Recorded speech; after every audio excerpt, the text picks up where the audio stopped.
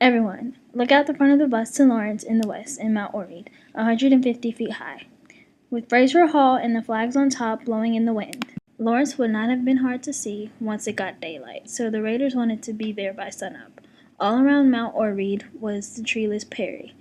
Any hilly spot would have been an advantage for the raiders. Trees growing anywhere in Lawrence, Kansas were an advantage for the Lawrence folks. Trees on the Kansas riverbanks or in the ravines, fence rows, or the unharvested cornfields served as cover from the raiders. They would also save the lives of many men and boys in Lawrence that morning. If you look to your left, you will see the river, and if you look to the right, you will see the walkie. That's where the trees are. The night of August 20th until the 21st, there was no moon, so it would have been very dark. Some in Lawrence thought Quantrill was going to come to Lawrence, but they had expected him several weeks earlier when there was a full moon. He will later tell someone in Lawrence during the raid that he changed his mind because he said you were expecting me. Then I would have caught you napping now. One reason for Quantrill coming to Lawrence was the Battle of Gettysburg. Another reason is the collapsing of the jail. Did you know that that's where the Sprint Center stands today? There are a lot of reasons for Quantrill coming to Lawrence. He gets thrown out for stealing horses and turning in runaway slaves. He's befriended in Lawrence to their former masters for money. He will start with 250 to 300 border ruffians. Those are good horsemen that can shoot from the saddle. On their journey, they pick up Colonel Holt and all 150 of his new Confederate recruits before they reach Lawrence. It was so hot and humid, it was around 100 degrees that day. They came 40 miles inside the Kansas border to Lawrence, with 450 men armed and very dangerous. Did you know that Reverend Corley did over 100 funerals after the raid? I bet he was pretty exhausted. He would fall asleep on people's porches if they had one. There was $250,000 in stolen currency. There was more than $1 million in damages. 200 people dead, 85 widows, 250 fatherless children, and 185 homes burned. Crazy, right? It was rumored for weeks that Quantrill was going to come back, but he was long gone, headed down to the south to fight a war. Within 200 years, both Quantrill and Bloody Bill Anderson were dead. Right at the end of the war, Quantrill was caught off guard in a barn outside.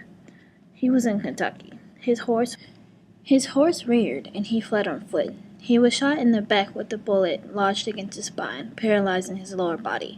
He was dead within a month. In 1888, 22 years after his death, Quantrill's mother and boyhood friend retrieved his body and reburied him in the family plot in Ohio, in an unmarked grave. The friend, however, secretly kept the skull, several arm and leg bones. Today the skull is at Dover Historical Society in Ohio, and the bones are in Kansas State Historic Museum in Topeka. Back in 1863, there was only tall grass, and the only trees you see were the ones where the Kansas River is today. Directly south to the Waukesha River, Quantrill's men basically paralleled K-10, or the route you just took. They started near the Royal/Chiefs Stadium and the Sny Bar about 12 o'clock on the 20th, or the day before. The West came through Olathe and Gardner about 5 or 6 p.m.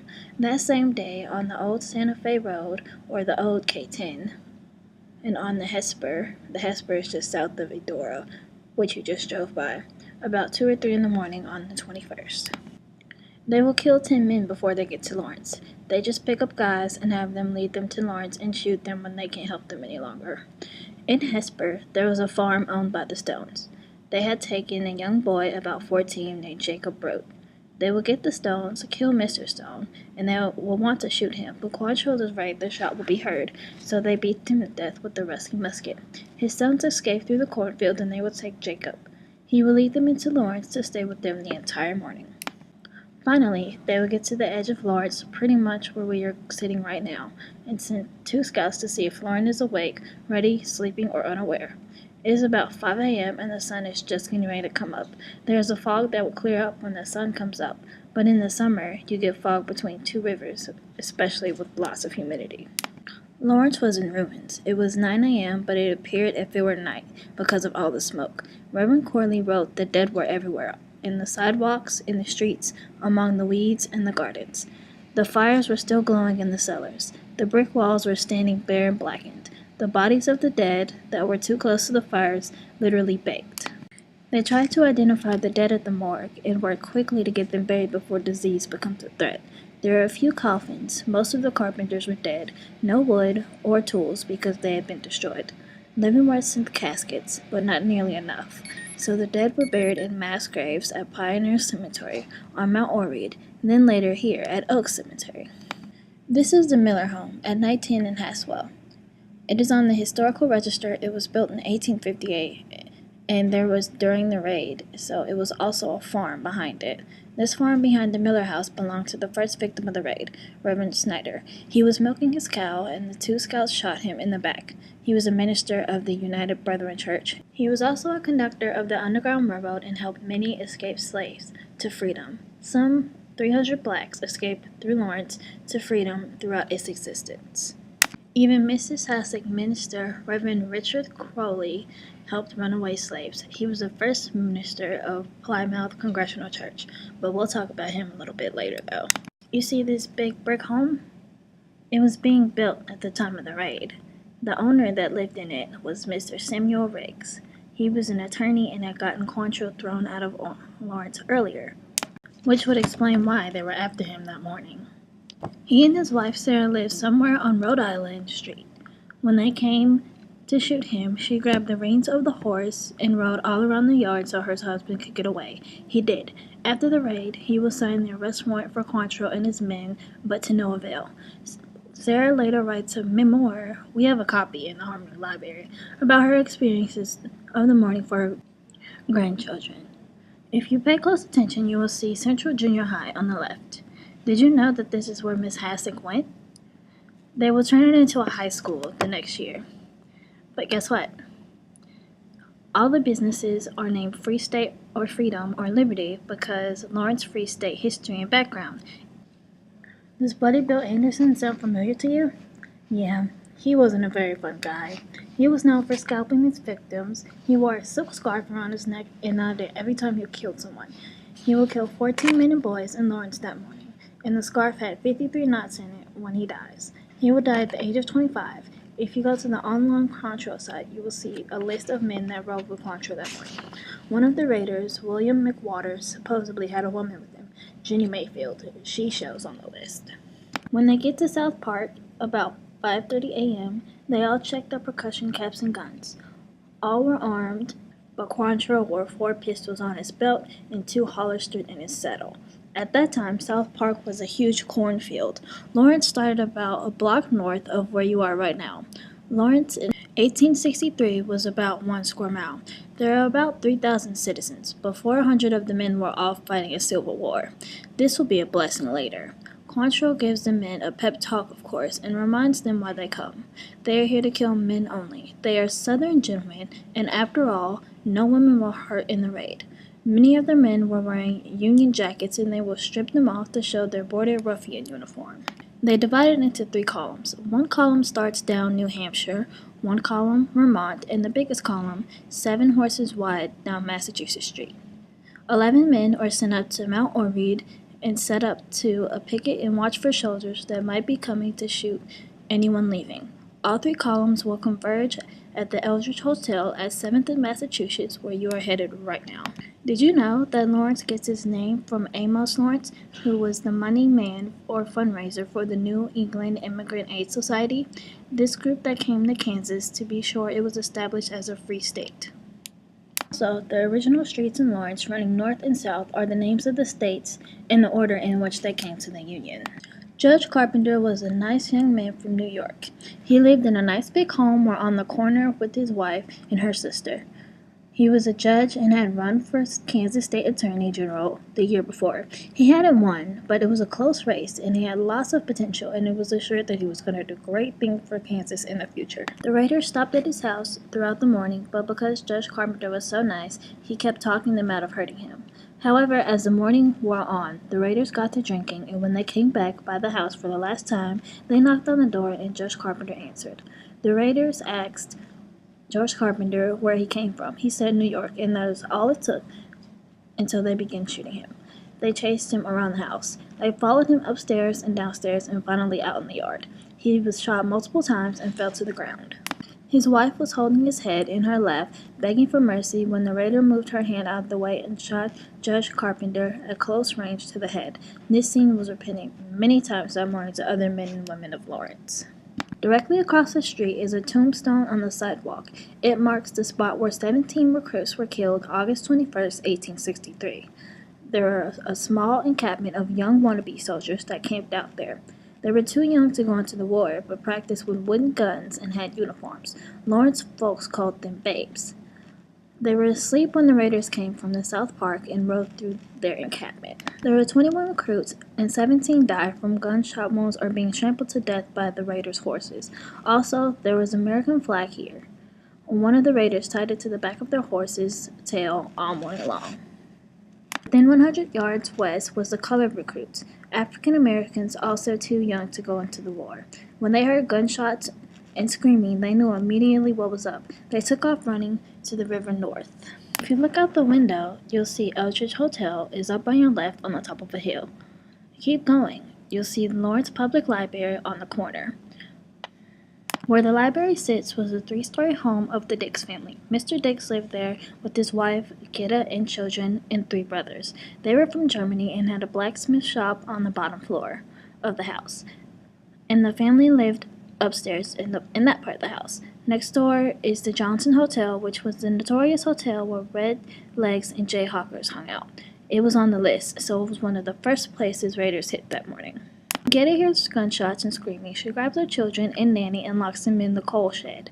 Her husband and brothers-in-law are at the Johnson hotels. She runs to get them. The men are being let out of the hotel and shot, falling out of windows. She sees her brother-in-law shot on the stairs. When she tries to help him, he is shot in the head and her arms. Her other brothers-in-law and husband then surrender to the raiders, but are probably shot to death in front of Gitta. She puts a straw hat over her husband's face and goes back to get her children out of the shed. She has used a meat cleaver to beat down the door because the nanny was so frightened. Where the library parking lot is, south of the library, was the site of the Johnson Hotel.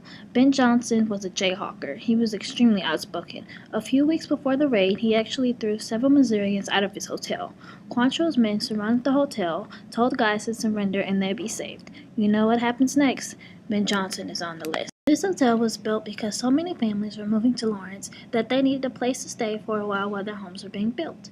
It was called the Free State Hotel. It was burned down the first time in 1856 by Sheriff Sam Jones. They will talk about this in the movie you'll see at the train station. The hotel was rebuilt by Naaman Eldridge, so it was called the Eldridge House Hotel. It stands 4 stories high, filled with beautiful chandeliers from Europe and oak furnishings.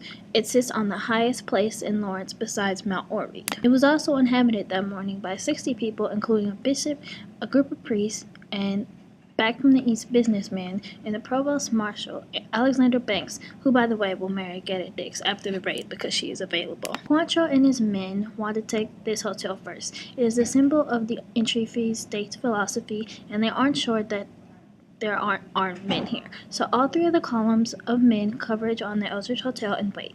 Can you imagine how it would be and how it would look? Unshaved, unbathed, in other words, just scary. Everyone in the hotel is awakened by gunshots, screaming, and the hotel diner bell is ringing as a warning. Alexander Banks looks out the window from the 4th floor, knows there are 12 guns in the entire hotel, and takes the white sheet off his bed and surrenders. Everyone in the hotel is saved and moved to the City Hotel just north by the river. They are robbed first, but it is decided that no one will be hurt from the Eldridge Hotel because they are not from Lawrence. The raiders have then burned the hotel to the ground. A black baby, probably one of the servants' children, burns to death in the fire. On the death list is noticed as unnamed baby of Peter Jones. The hotel falls so fast that it makes it really easy for the raiders to take the rest of Lawrence. A big cheer goes up when Banks surrenders, then all hell breaks loose on Lawrence. They go door to door and house to house and kill every man they can find. There has been much controversy ever since throughout the might would have happened had Provost Marshal Alexander Banks would not have surrendered so quickly. We'll never know. Across the street from the Eldridge Hotel, just north, is the courthouse. This is where a cannon out front never fired that morning, and the armory sat right next door on the north. All weapons in Lawrence were locked up that morning in the armory by the order of Mayor Colmore. He lived just west. You might go by his house. He later died in the cistern from smoke inhalation, and of course dies with the keys to the armory in his pocket. Quantrils' men never figure out that the raiders are unarmed, thankfully. The armory was still standing when the raid was over. This is the site of Governor Charles Robinson's home. He was the first governor of Kansas, a good man that helped the slavery issue could be solved through the dialogue and peaceful means. He was to have his home burned down on Mount Orreed.